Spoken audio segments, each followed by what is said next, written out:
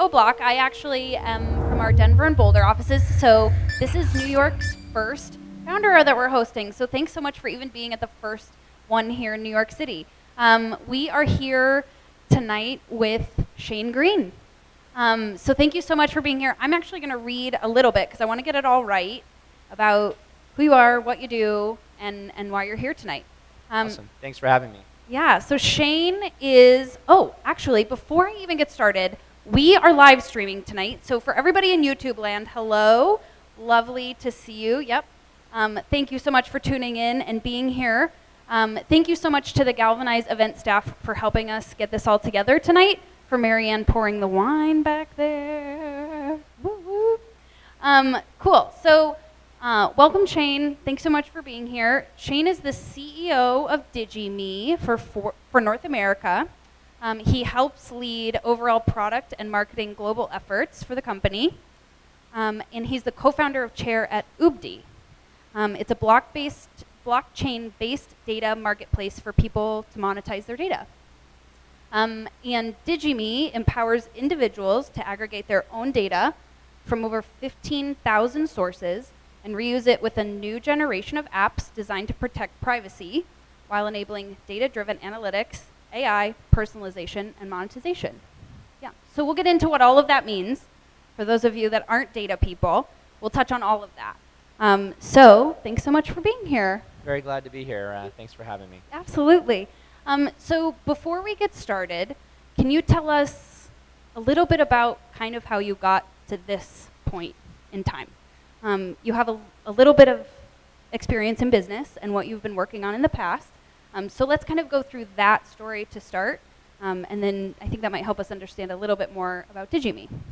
Sure. I've been working on various startups since I pretty much was out of college. And interestingly, my very first effort was part of the founding team of a nonprofit called the International Crisis Group, which is now based in Brussels. And I think the big theme across all of these have been big, tough problems that are very hard for people to imagine solutions to, and I think the term a lot of people use is, have a double bottom line, where they can be good businesses, but also really have, really great impacts on society and our lives. And so after going through that startup process in the not-for-profit world, decided to work on a series of startups that have really all focused in one way or another on data. The very first of those was a company called Witten Technologies that I actually did with my father and a team of scientists out of Oak Ridge National Laboratories that was digitizing kind of the first 10 feet under the ground. So imagine doing MRIs of environmental sites or pipes and cables prior to construction, or we had an unlimited demand of sort of archaeological sites that people wanted us to scan.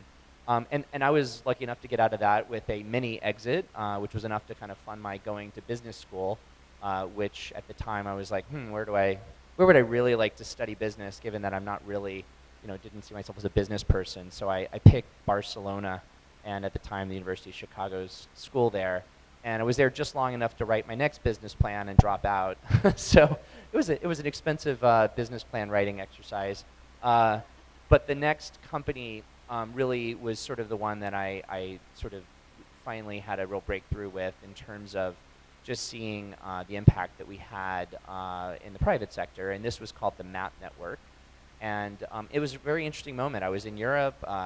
This was pre-iPhone. And it just became clear that everybody was going to have a map on their phone, but that the pedestrian level data was very incomplete and very bad. So we created a set of tools for places to basically identify themselves and where they were and create rich maps of themselves.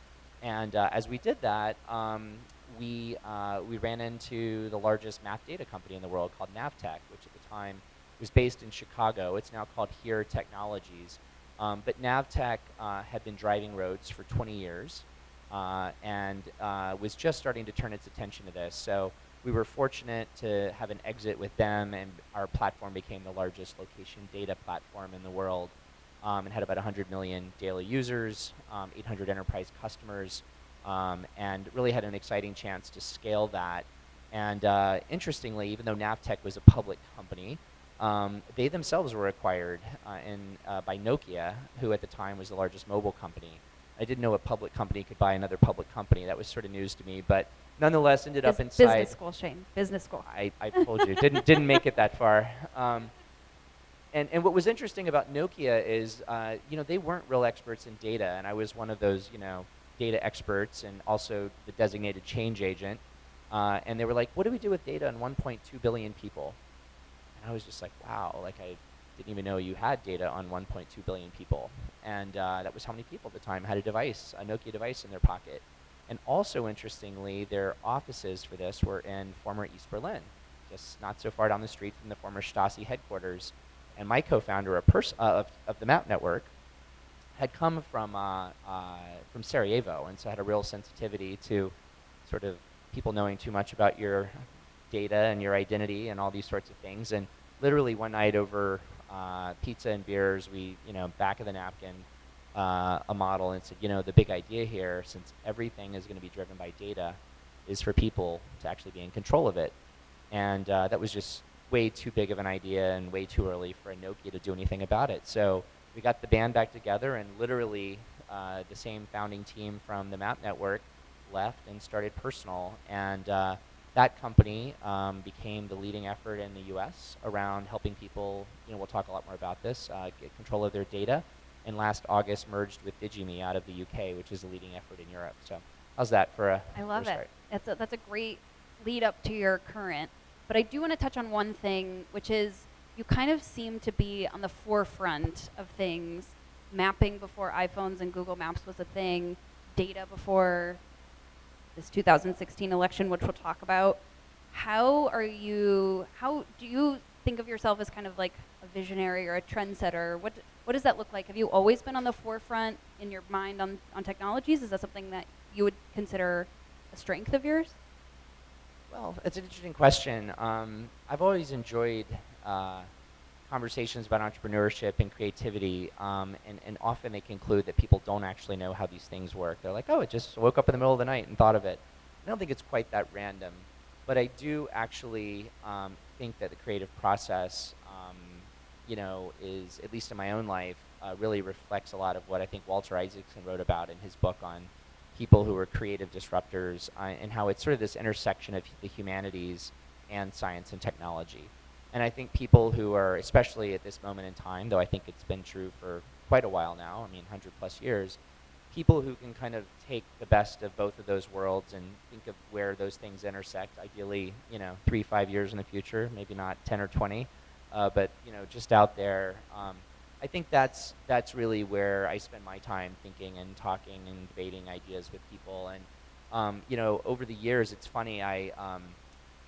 When we sold our company to Navtech, I was in a couple of these big all hands on deck corporate meetings, and I'm just talking all about the big strategy and everything we're doing and all of the implementations. Then I would get like the most basic question about it's a particular data model, and I'd be like, I have no idea.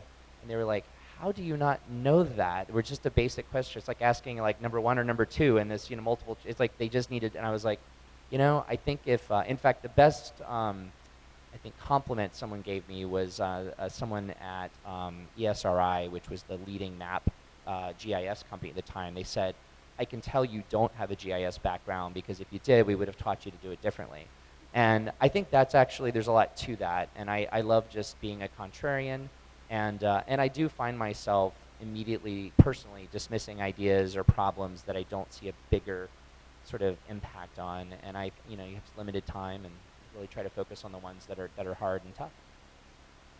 So you are in Nokia and you see this big problem with data, and you see how do we take control of it and give users control over it, or what people are doing with it. So you found this company Personal, or co-found this company Personal. What was your strategy in the early days, knowing that it was kind of one step ahead of where we are today? What was your strategy in kind of converting users' mentality around what data looks like, and then subsequently raising money to found that company? Yeah, so it's such a good question. When we were leaving Nokia, I literally, I don't know had 20, 30 offers to fund whatever business we were doing next, like sight unseen. And I think everyone assumed we were doing the next location-based thing, which is still a thing, right? And I was like, actually, not really that interested in that anymore. We're going to work on this privacy and data thing and how people take control of their data. And I just remember the looks on people's faces, like good friends of mine who were like brand name, investors or entrepreneurs in Silicon Valley, and they were just like, why would you do that? I mean, literally, and some of them probably still think this. And I remember one particularly, someone I kind of considered a mentor. He's like, you're taking a perfectly amazing career and flushing it down the toilet. I was like, wow, you're not mincing words about that. And he's like, no, this is an unsolvable problem. The horses are out of the barn. There's no going back. Privacy is dead. It's just a question of you old guys dying off. And I was like, God, I didn't know I was in the waiting for me to die, category yet. I thought I was still relevant. But I'm serious. There was an incredible amount of skepticism. But because of our track record, we were able to attract some really high quality investors who at the time, ranged from Allen and Company here in town to and Esther Dyson, who's just down the street, to Steve Case and Revolution Ventures, GrowTech Ventures, a few others. And our story to all of them was, look, this is a big swing for the fence, and we are not even sure how to architect this thing. The whole idea was, how in this world where everyone's building on platforms designed to track you and designed to phone home, how do you create this safe, secure place where people can start collecting their data, analyzing it privately, letting app developers build on it who are also respecting your privacy and control of data. And so we asked for patience and support from investors. And what was interesting about that is, I would say we raised about $30 million, and we really launched all this the efforts in 2010, and over kind of the next 4 or 5 years, tons of support. But the efforts we were making during that time to create consumer apps to get people to start taking these actions weren't really working. I think we had about 75,000 users at our peak, and we were basically realizing that it was very early still, and that the tools were still kind of hard and wonky. There wasn't enough good data about you out there that you could plug into. And candidly, people were still figuring out this the model that kind of exists today and how to track you and exploit that data and sell it to advertisers. And there was so much money in that and so much more innovation. We had a hard time hiring great talent to join us and work on this because they saw it as not very sexy and kind of boring. And candidly, a lot of it was infrastructure development. So during that phase, we really, had we not had the track record we had, this wouldn't have happened. And that really still sticks with me to this day. And the one story I would just tie to that is that Navtech, who was the world leader in map data when they bought my last company, had a very similar story. And they ultimately never turned a profit for 17 years.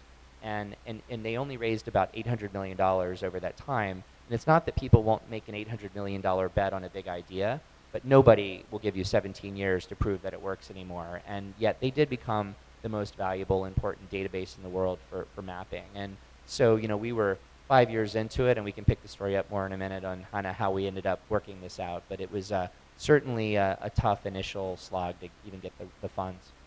So I guess that's the great next question. How did it work out? Digime, you guys merged in August of 2017. How did that relationship come about? And then how did you guys decide that it was a good enough partnership to merge together? So prior to meeting the Digime guys, we did get to a point, having invested a lot of our own time and money into this, where we were like, we have to build, some kind of profitable business. And the only thing that our users really told us they liked was the ability to collaborate on sensitive personal data among teams, so in offices or even in families. And we had also at the time had a new investor who was interested in this idea based in Seattle, and had some people at Microsoft doing some due diligence on us. And we had this idea for Team Data, which still exists at teamdata.com, and encourage you to go sign up. It's a great collaborative platform for people to work on kind of task-related data. There was about 2,000 different kinds of task data that you can collaborate in these small teams on. And as we did that, we started to get some traction, and which excited us because we're like, hey, people care. and we started doing that. But folks in Europe, we had completely lost touch with the European landscape during that time. And even though I had been very involved in the early thinking behind GDPR and had led some efforts in Europe on this, we went super heads down on this team data thing. And all of these efforts in Europe, including the digime team, were like, what's personal doing? Like, this is actually happening now, and they're pivoting away from it. And we really were so close to, the problem of getting our getting users using and paying for the product that we sort of lost sight of that. And so one mutual investor that we had said, hey, you guys should talk. And when I reached out to them, it was just a friendly, hey, I saw you guys like Piero Midyar and the Midyar Network funded them and a few other really big name investors. And I was like, hey, I'd just love to share some ideas with you. And I think they thought I was calling them to like sue them or something, or that I was, looking to be very competitive. And they're like, ooh, what are you trying to talk to us about? And when we finally got together, CEO to CEO, got together and we're finishing each other's sentences, and he was just, and I told him the story. I'm like, hey, we've been at this a lot longer than you guys, and we really needed to figure out a different business model that would work today. And he said, we just have to find a way to take all of the work that you guys have done in the consumer space and take advantage of that. And I don't think in that first meeting we thought it would actually end up being a merger, but very quickly I think he and I came to this understanding that this was one of the biggest problems either of us would work on in our lifetime. And so much of what they were funding to build, we had either already built or had, built components of. And so that that merger, he and I would say within 3 weeks had it all framed. Kid you not, and happy to answer questions on this, another 9 months to bring all the shareholders and different parties along, because everybody, when they hear there's a deal, they're like, ooh, what are we missing? And are we undervalued or overvalued? And who gets this right and that right? And to top it off, we were spinning out the team data product and platform. So anyways, we just kept joking. We're like, this deal is not that important to take 9 months. I think the whole Navtech and Nokia deal took less time. So it was quite an effort. But at the end of it, what I would say, and I think this is a whole other thing happy to talk about, the integration that happened after we completed this merger has been one of the most beautiful things I've ever been involved with. Integrations famously go badly for cultural reasons, technical reasons, all sorts of personality reasons. And it was both the shared mission, and I think the fact too that we really had built very complementary pieces of this problem. And digime, starting a little later than us, and also their first vision was to just be a backup solution for all of your data online. Not so much to reuse it, but just to suck all this data out of these places. They really opened our eyes to the fact that the world had caught up, and that there was now a ton of data out there that you could just plug into. And so today, if you download a digime app or the core digime app and plug into 5 or 10 sources of data, you can go from having no data about yourself effectively to having tens of thousands or even hundreds of thousands of perfect, structured, machine-readable data points about yourself. And when we really kind of got our mind around that and realized that we had built the platform for developers to build apps on, it was great. So maybe I'm going too deep into that, but integrations are not easy, and we've been very proud. We're just past a year now, and everyone's still there, and everyone still loves each other, and we're growing like crazy. So which is sometimes hard to do for sure in a business. So for all of us that aren't data people, myself included, can you vaguely explain how it works?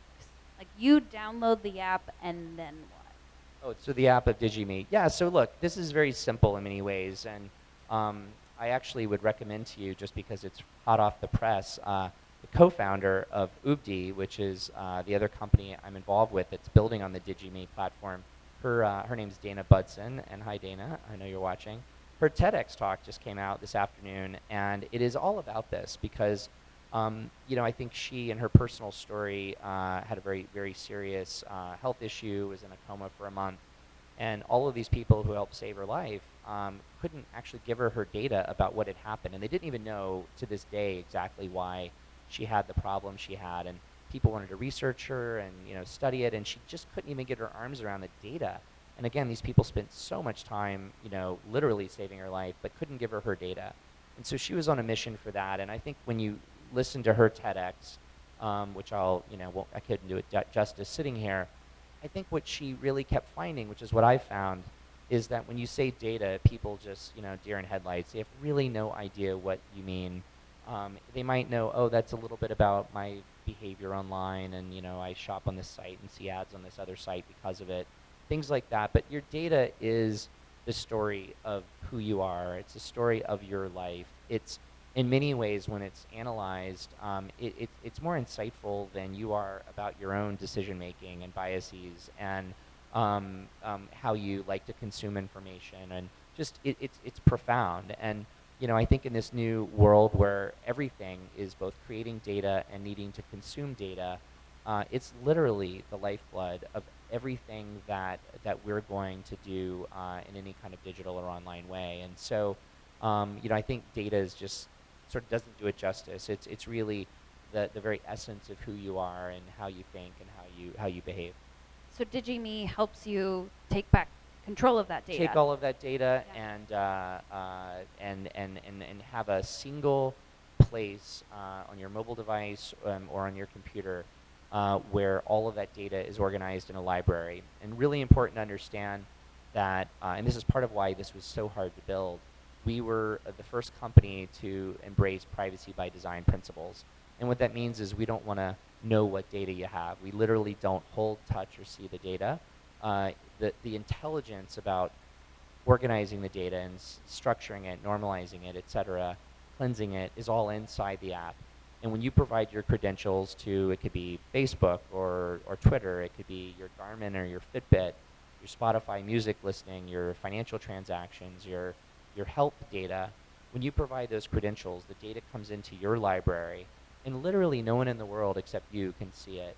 And so from there, that's really the starting point, where you now have this just the perfect database of you, and it's still a fraction of what's coming, but it's by far the best database of you, and you're then able to completely invert the model and change the game, and have app developers who want access to this great data not only legally agree to your ownership and control of that data, but really have them compete over the value they can provide you while respecting that and respecting your privacy. And so that app ecosystem is what we're building now. And it kind of almost sounds too good to be true, right? In that you kind of have control over your data, which we don't. A lot of us don't currently. No one does, yeah. Yeah. It's not just you, Katie. It's no one. Well, me included. Yeah, absolutely. So, are you starting to see traction with this product? Yeah, we're actually seeing entire businesses getting launched on the platform, and it's not just us, by the way. I don't want to just do a sales pitch for digime or the companies that are building on only our platform. There's other companies out there, from Blockstack to Enigma to Cozy, just a bunch that really are committed to this model of a more decentralized world where people are in control of the data, and all of them are in some way, shape, or form trying to enable apps to reuse the data. And if you do believe in data portability, which we do, which is your right to take data out of these systems and then reuse it anywhere you want, it's going to be a very open and decentralized ecosystem. So back to the question on traction, the most exciting thing that I'm experiencing now, and it's pretty cathartic to be candid, is watching app developers come up with ideas that we could have never thought of. One of the apps that's now live came from a couple of doctors who were very focused on diabetics who have a very short window to get tested for retinopathy, when you kind of have a risk of losing some eyesight due to your diabetes. But they need data from a few different devices and combined with your health records to kind of know in this like 6 to 8 week window when you need to get tested. But diabetics only get tested once a year. And so one of the first apps that launched was called Retina Risk. And I'd never even heard of retinopathy. And watching people build an app like that is very exciting, and looking at, again, the impact on people's lives, as well as the money that is going to be saved by doing this more effectively now, is exciting. The far other end of the spectrum, two apps I would talk about that I think anyone can relate to. One is Ubdi, which I mentioned, which I'm very directly involved with, which is just going right at the economics of data and saying, look, if we can build a user-controlled, user-owned data marketplace of anonymized trend data. So this is not your personal health records. It's more of what did all of you buy or people like you buy yesterday for lunch, or how much did you spend at Starbucks this week versus last week, or things like this, that the economics of that can start being shared back with individuals. And it's a really big idea, and at the end of the day, it's very motivating for people to see that economic value of their data. But another app that is coming out, I hope next week, we're still waiting on the final approval, is called TFP, which stands for that effing post. And in this case, because you can privately and securely aggregate all of your social posts over from the beginning of time, I think it supports Facebook, Instagram, Twitter, Pinterest, and Flickr at the moment. It has a whole machine learning library of potentially offensive or embarrassing words and phrases. And when you bring all this data in, it'll go through your lifetime of posts or comments and literally flag the ones that you may want to remember and either edit, delete if you can, or do something about. And in this, I mean, it literally, when I first saw this, I'm like, who today would look for a job, especially younger people who've grown up doing, I was probably very lucky not to have had a camera on my phone or social media when I was 14. But, a lot of us have, or a lot of people have. And to be able to, instantly scan what could be tens of thousands of posts in 2 or 3 minutes, have those things flagged, is very exciting. And so, that's just another example of an app that I can't imagine. Maybe even if you're running for office or you're the new, famous baseball player, a lot of people with embarrassing social stuff out there. This is, again, just an app that, should exist, but it's impossible today because none of these companies want you to be able to use your data in that way. I love that. So I'm going to move into some more current event questions, and then we're going to open up Q&A for the audience. So if you guys have a burning question that you just want to ask Shane, feel free. Raise your hand. We'll go around. But I want to talk first about current events a little bit because we had a little bit of an awakening, I think, with the 2016 elections and what data looks like for Americans. But also we had some big movements in Europe with the implementation and launch of GDPR. So I think first, let's start with how is it just fundamentally different that Europe and the US in the ways that Europe looks at data and the US looks at data? It's, again, such a fascinating question, and it's cultural, historical reality, not anything else. I think people in Europe just have a real sensitivity to their personal information being used in some sort of nefarious way because they really in their lifetimes lived and seen the consequences of that in a way we haven't in this country. And so what I found, 5-6 years ago, I was leading an effort at the World Economic Forum on data. And, the Americans there, half of them were still defending the current practices. And you're just like, gosh, you can't get out of your way a little bit to think about how this could be abused. Where the Europeans were like, oh my God, this terrifies us. And I was like, wow, that's really interesting. And what I didn't expect, honestly, was how visionary the GDPR regulations were going to actually be. They had been really promoted in the US as like, the anti-everything digital, and that they were going to stifle innovation, take us back 10 years, 20 years in history. And they do address some of the real abuses that are out there by mostly insisting on transparency, which is really, really critical first thing. But if you go in and read them, a third of GDPR is very aspirational, forward-looking regulations around empowering people with their data.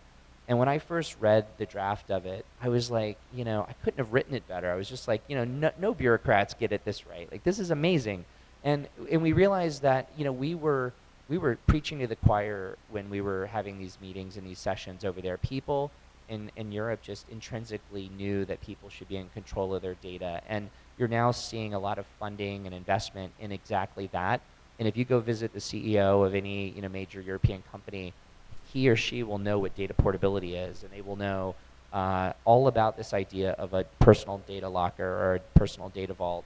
And where in the U.S., I think we're just kind of jumping to your question on Cambridge Analytica and the Russians weaponizing Facebook and the like. I was getting there, yeah. Are you getting there? Yeah. I knew that's where it was going. That was what it took to start waking people up. I feel like prior to that in the U.S., again, privacy and control of data was just seen as an annoyance, maybe, in how you got targeted with ads. And it was interesting because people kept talking during a lot of our work on this in the early days about a kind of a digital 9/11, when people would suddenly have this great awakening, and we would think, maybe the Target, breach on the credit cards was it, and none of that stuff really affected people's lives. But the day people were like, what do you mean? Like, now I understand why my crazy aunt kept posting that stuff on Facebook that was not real. And they might have, probably did affect an election and the outcome, regardless of your politics. It's actually quite a bipartisan issue. Nobody wants to have disinformation manipulate them and, have them be targeted based on this super personal data in a way that they don't understand. I think people really woke up to that, and and I think where we are now is in the United States, people are going, okay, check, got the problem. What does the solution look like? Is it possible for the US to model our policy around GDPR? Is GDPR, and GDPR, for all of you that aren't in internet land every day, is the General Data Protection Regulation, and that's policy that Europe has adopted to create transparency around data. So everything down to, if somebody has, a website has collected data on you, you have the ability as a European citizen, even if you don't live in Europe, to say, I want you to take that data off of your site about me. And a company has to go in and do that, or they will be fined. And there's much more, but that's like a big thing that came in the US this year. Well, the short answer is I think we can get there, and I think we should get there. And in fact, given our ability to innovate and finance innovation here, I actually am pretty bullish on what can come in the next 3 to 5 years in the United States. I think we can absolutely not only catch up with Europe on this, but surpass them. Because at the end of the day, this model, it doesn't mean less data gets used. It actually means more data gets used. It just gets used in a more controlled environment and in a more ethical way. And I think that's going to excite everybody who innovates with data. But I would say about the current efforts, I'm very concerned now.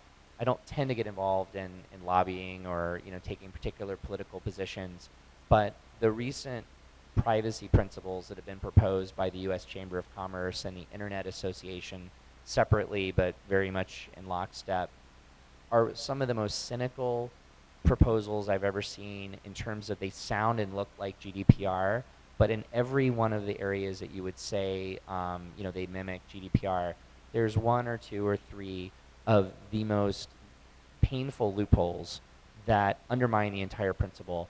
And I think if you look particularly at EFF, the Electronic Frontier Foundation, and some other people who are really watching this closely, there's a real concern that if these proposals get adopted, as they often do in Capitol Hill, that it's actually going to end up entrenching the current incumbents, that they're going to be the only ones who can afford to meet these regulations, and it's actually going to stifle all of these new, more empowering models that we're all pursuing. So I am actually very concerned about that. And but what's hopeful is you have the Senator Warners and others on both sides of the aisle who I think are saying, look, this isn't a partisan issue. This is a question of our fundamental freedoms and also fair play, right? We have access to our own data. We can decide which apps and services we're going to reward with access to it, and so it's a competition story and a fair competition story at the same time. So as long as we don't rush into this, which I think now you see industry trying to do, or some of the industry associations, as long as we can take our time, I'm actually quite hopeful. And users in the US seem to have heightened concern over it as well.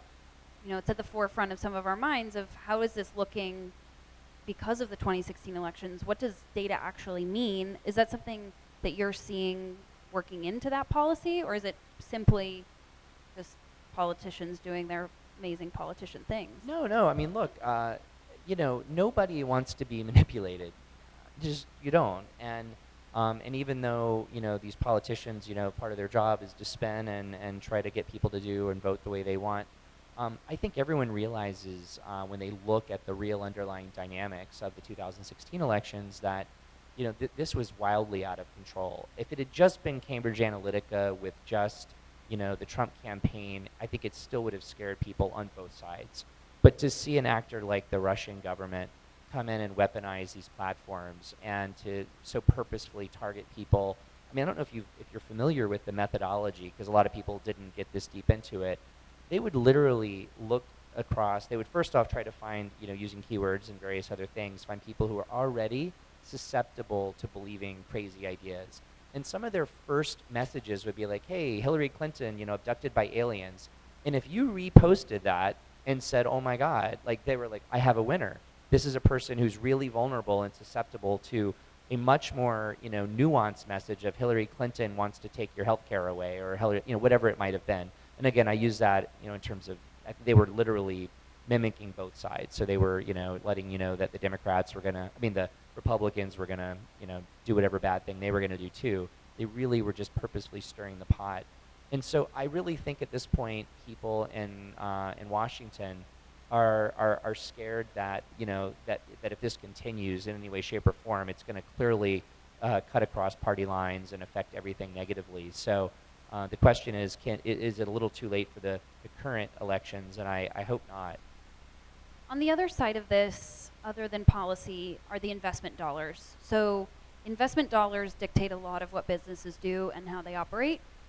So is there an opportunity for investment dollars to kind of turn around the transparency and the ethics and what that looks like as far as collecting and using people's data?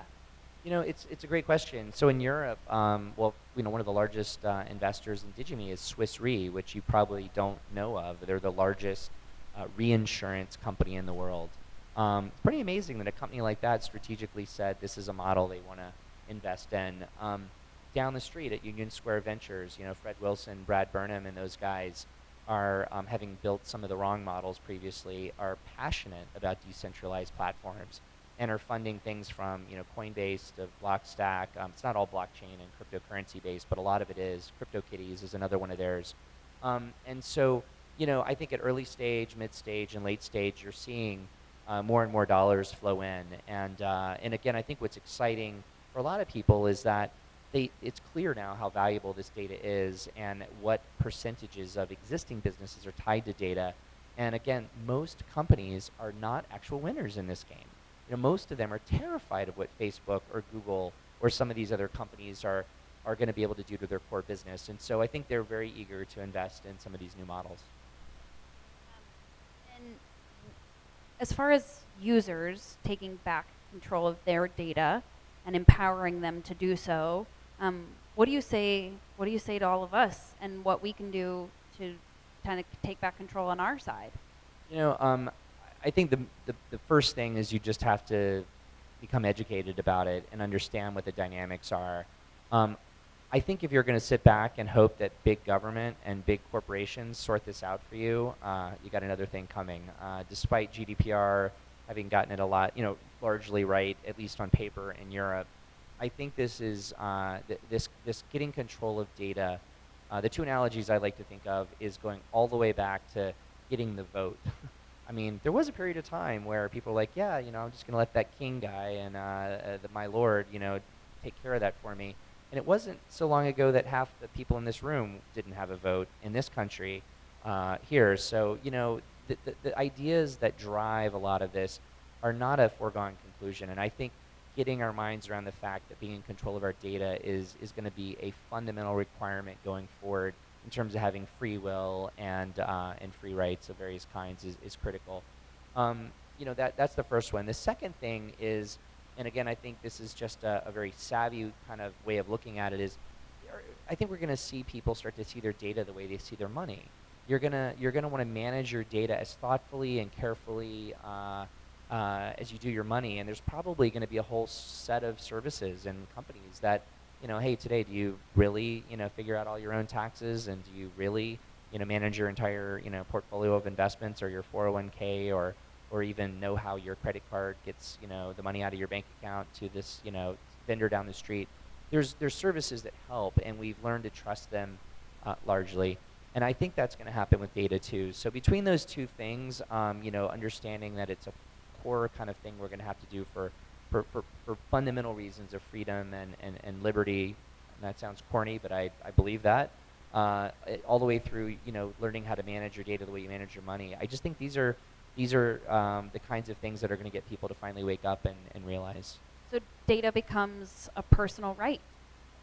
It's personal right. You can't download the new version of the Apple OS without it saying privacy is a human right. Which, between that and I'm sure some of you saw that last week Tim Cook, in his big speech in Brussels, talked about the data industrial complex and said that our data, our personal data, is being weaponized against us. It's a big freaking deal to have Tim Cook say that. And I could go on, and I won't now, about all the reasons I think Apple can't fully comply with this vision. But I do believe Tim Cook is a believer in it, and I do believe having him say things like that last week in Europe resonates. I think there's almost every Fortune 1000 company in the country or in the world this week somewhere, some strategy guy is got a deck with a picture of Tim Cook on it, going, "How do we fit into this?" or "What does this mean for our business?" And so, that's a big deal, and it's exciting. So I think we do have some Galvanize students in the room as well, from graduating from our data science program. So what can they do as they're looking for jobs and they're looking to be hired? What questions can they ask?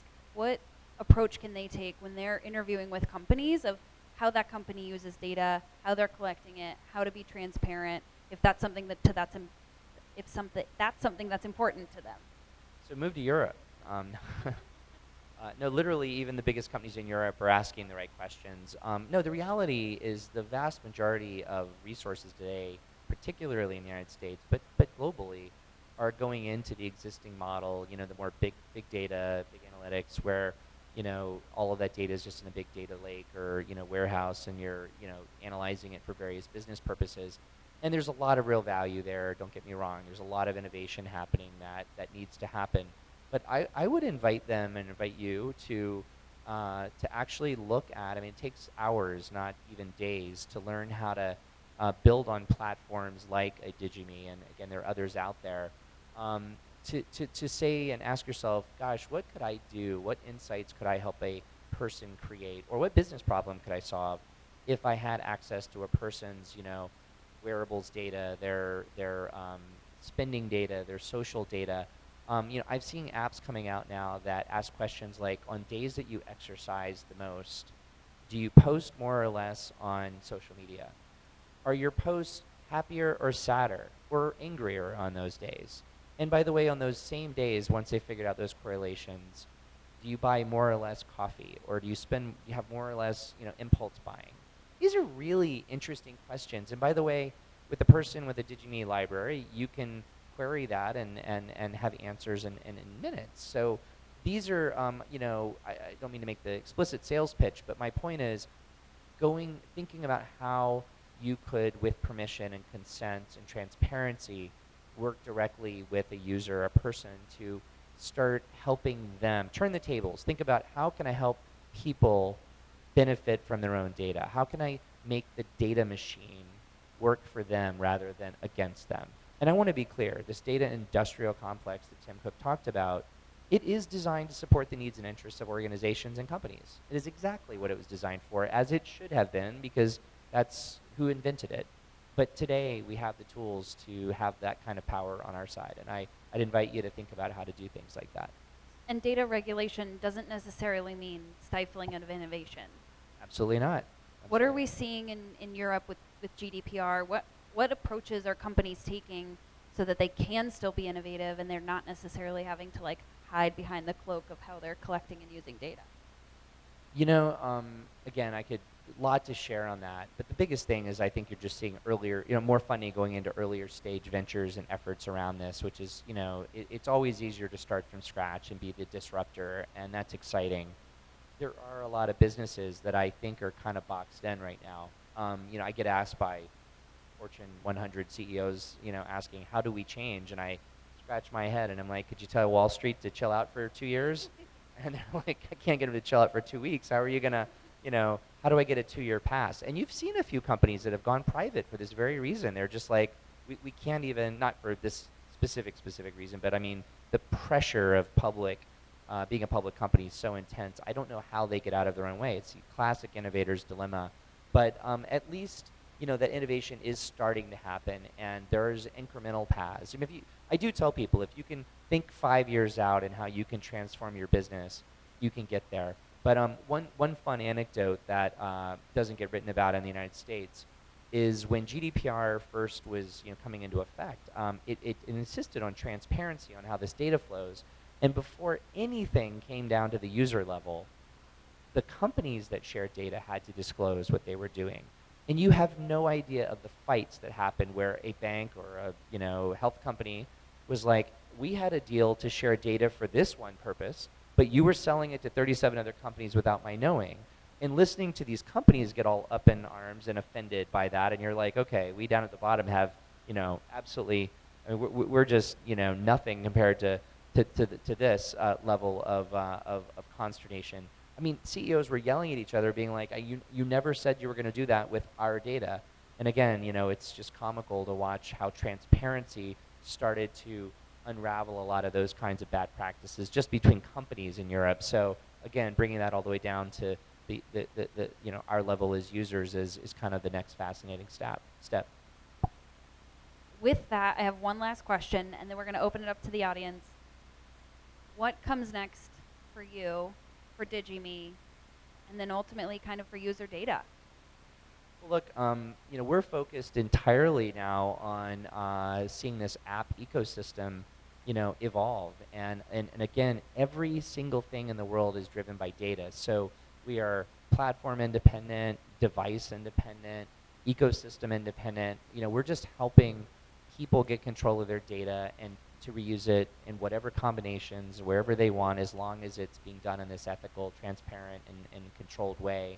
And so in that regard, we see massive explosion of apps, and apps that could have never existed before, data marketplaces that have never existed before, where most of those economics are coming back to people. And I just think that's a lot for the next 5 years. And if we get that right, I actually kind of have a lot of faith that we start to get some balance again, because for the last 15, 20 years, there's been zero data accruing to our side of the ledger as people. Thank you so much, Shane. Big round of applause for Shane. Yay! Does anybody want to take the first question? Ooh, girl, yeah.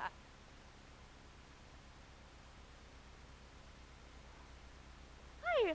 Oh, so I have a question about, so how do you know, like, how can your data be, like, protected if, like, people are always taking screenshots of, like, truly everything? How could you, like, actually protect it? If your data is already all out there and it's all public and you're posting and all of that, so forth. So at the heart of that question, which I find so interesting and is really, and by the way, this is probably the most common question I get from people, which is, isn't this game already over? Isn't your data already all out there? First, none of your data is out there and combined in the way that you can combine it. And the ability to combine data sets, to bring your health data together with your social data, and all of that is such a powerful thing. And second, data is always changing. Maybe your birth date's not changing or your height's not changing, maybe not for a while anyways. But where you're going tonight, or who you spoke to 5 minutes ago, or what you read 5 minutes ago, like this is constantly changing. So the expression is, data is a river, not a lake. And I think if you think about it that way, what you're going to find is that these apps that want to connect to your data and be powered by your data, regardless of what they might be able to find out there publicly or what they could even buy from other people, that's all going to become less and less relevant. That the apps that come directly to you and say, you know what, I want to do these amazing, incredible things for you, but in order to do it, I might need 20,000 fields of data about you and your lifestyle and your preferences and your purchase history and all of this. That's where the action's going to be at. No one else, I think, out there can aggregate data in that way. And if it were technically possible, that's where I do think the regulations are going to help over time too. I think we as people will get more and more rights to make sure that we're able to use our data in this way. Does that answer your question? Okay, great. Yeah, because people think since the data's out there, this is like it's over already, right? So how do I actually get to make sure this happens this way? How do I get control of all the stuff that's already out there? Yeah, what's up? How much is data worth on an individual basis, and is it enough of an incentive to drive people to use it for that purpose? So the question, yeah, how much is your data worth? It's such a great question, and I'm sure most of you guys have heard of UBI, Universal Basic Income, which is this idea of how do you help people generate some regular income in the world of automation and all kinds of declining pressures on wages and the like. And you know, UBD again, which I'm just going to talk about because it's just innovating and coming out on this, and I'm spending a lot of time thinking about it. You know, it stands for Universal Basic Data Income.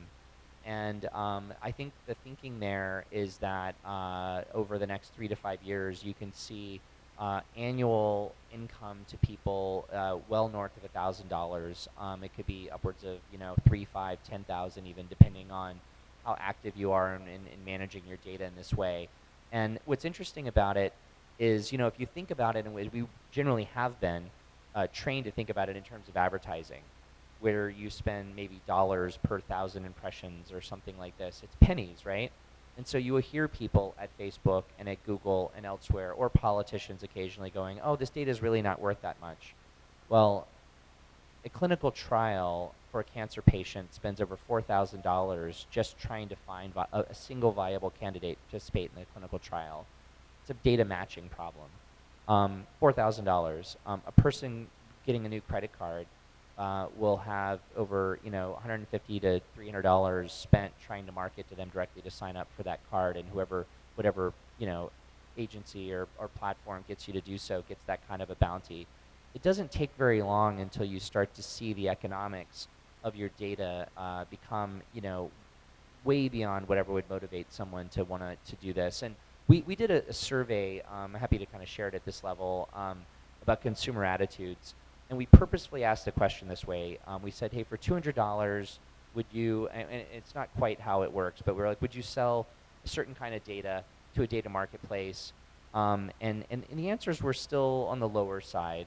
But when we said, I'm sorry, for $500, $500, not 200. For $200, other people are making, or I should say other companies are making $200 off of your data. Would you like to take that data back and make it yourself? And the number went straight to over 80%.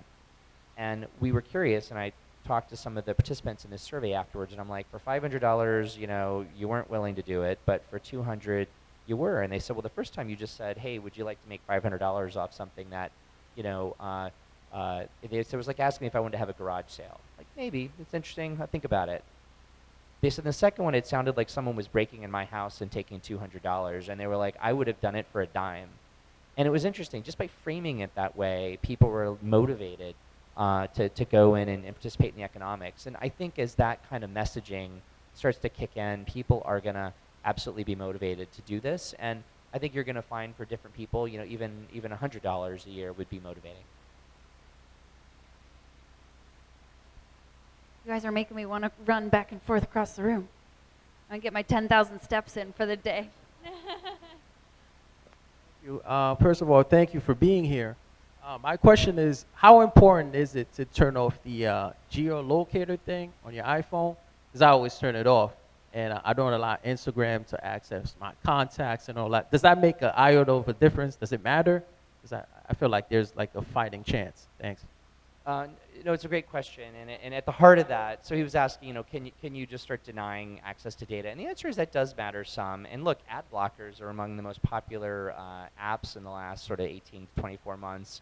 People want to feel like they can do something. And when you always heard people say, God, it used to drive me crazy, still does, when people are like, oh, if people cared about privacy, they wouldn't use Facebook or Google. And you're like, there's really not another alternative. So it's not a fair statement. But I think now that people have some alternatives, DuckDuckGo is a great one for a search engine if you're not using it. And that's actually worth talking about for a second, because on the one hand, denying data to some of these bad actors is critical, which is your question. But when you take something like a DuckDuckGo, which doesn't track you and doesn't save your search history and the like, imagine showing up with a perfect set of data about who you are and filtering their results by this really rich, powerful, data-driven index of yourself and your preferences and all of this. A service like a DuckDuckGo, which, by the way, is starting to really grow now. I mean, again, they've been around for a while. Also an investment of Union Square Ventures down the street. So, I mean, this is all part of that strategy that they're pursuing. But you could imagine them leapfrogging a Google by saying, look, we're not going to store your data in your search history, but if you'll give us access to it on a single session, a single search, and let us filter our search results based on that rich data set about you without storing it, they could literally change the game on a Google. And those kind of things excite me. And by the way, if a DuckDuckGo went to being worth $500 billion because they were collaborating with their users on data in this way, what percentage of that money might they share back with you? If someone came to them today and said, we'll make you worth $500 billion, but you got to give 80% of that back to the users, I'd take that deal every time. So those are the kinds of disruptions coming at the Googles and the Facebooks that I'm excited about. But you might want to use it with certain services. I would say your location is helpful for navigation, for example. Yes? All right. I'm going to take these 2 last questions so Shane can get out of here flying to the West Coast. Hello. So this is a question about security. So I understand it's decentralized, but at the same time, it is still a very large amount of data that's gathered in one place. I imagine this is a pretty juicy target for anybody looking to get into that. And it's a pretty radical idea, at least for me. What kind of additional, I guess, security steps are you taking to either keep that data away from people who would try to get it for other purposes, or just protecting each other? Sure. So it's a security question, which of course we ask with 2 minutes left, but I would love to spend more time and make sure we get time for her question. But first and foremost, it's important to realize, and this is part of the decentralized architectural strategy, there's no centralized database or servers that someone can attack. Your data is going to live in a single place, and your data is going to live in a single place, and yours is going to live somewhere else. And so you could be attacked individually if somebody really were coming after you, and there are various layers of encryption and authentication that have to happen for them to be able to get at that data. But if you were the single target that somebody really wanted, they might be able to figure that out using every trick in the book, down to putting a gun to your head and saying, give us your credentials. There is no going and grabbing everybody's data. And so what that also means is that the economic value, the return on investment for bad guys to try to crack into a single person's data set is just far lower. And so changing the economics in that way is going to be pretty exciting and profound. Now, if you're Bill Gates or Elon Musk, people might really be gunning for you, and I could talk offline if you want about the things people like that do to further protect themselves, because it's a big deal, to do that. But even if you were to have all of your data published on the web tomorrow, all of it, the apps that want access to that data in order to provide you a very personalized service or have their AI get trained by it are not going to be able to use that data because they're not going to have your consent or permission. And if they were to try to use it, if we found a certain developer or company was, buying this kind of data, which, you can do in some cases on the dark web, though it's a lot more limited, that would not fly in an ecosystem like this. And I think that's actually a very exciting idea, because at the end of the day, it's not just about the data values themselves, it's about the combination of that with the permission and the consent. And if some company came to you and said, hey, we can book you the perfect trip because, hey, we stole all your data over here or bought it from somebody, I mean, you just wouldn't do business with someone like that. Where today, you don't even know where all the data came from that your travel provider is using to sell you stuff. And so that's why this new model, the externalities of it, the unintended kind of consequences for privacy and transparency are just so awesome. Yeah, I know we had one more question here. I'm so sorry, I'm between you and your flight. No big deal. Not yeah, at all, not at all, please. So I literally wrote down the line that you said. It said, what business problem could I solve off of Digi.me? And to me, that sounded like it assumes conscious leadership, that the people that are going to be building apps off of that platform have to think that way and kind of value that. And so when I look at the business model, say Facebook or Google for an example, is it just too profitable for them? Like, if the tide is going to go this way anyway, does an acquisition of DigiMe, was that something that would happen in the future? Or could they have a change of heart in the way that they're running their businesses? Like, how do you make sense of that? Yeah, No, it's literally, and I think the first time we raised money, people were like, "What if Facebook or Google decide to just adopt your model?" I was like, I think I'd go home and call it a day. I'd say, declare victory and pad my resume that much more because we would have convinced them this is the way to go. As I was discussing earlier, I think companies like them really can't make this switch. I think they're so wedded to the current model, and the amount of market capitalization they would lose if they tried to embrace this model at this stage would just be devastating. And by the time it's a more mature and proven model, it's going to be too late for them, is my opinion.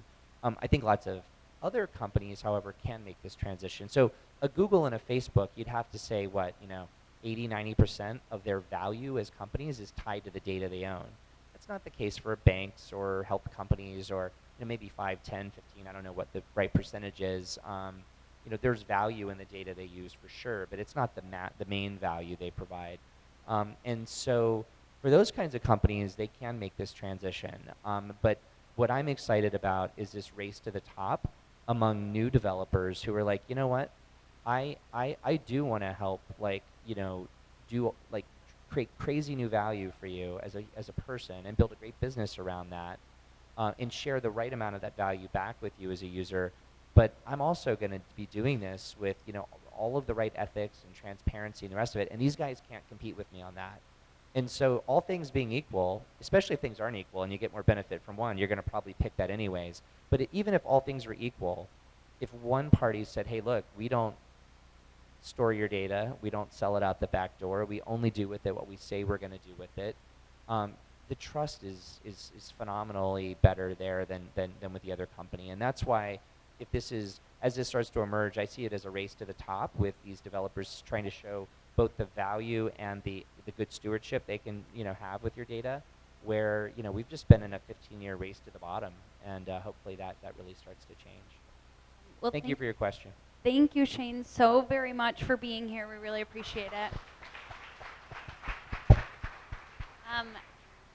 And I'm going to sign off of YouTube. So all of you YouTube watchers, viewers, whatever you call yourselves, thank you so much for tuning in. Thank you so much, Shane, for being here. And if you guys want to stick... I don't think they call themselves YouTubers. YouTubers. Pretty sure. Hello, YouTubes. So thank you so much for tuning in. If you want to see more great content, subscribe to the channel. Thank you so much for being here. And if you guys want to stick around for like 15 more seconds, we're going to take a quick word from our evangelist here on our New York campus, Chase. So come on up, Chase.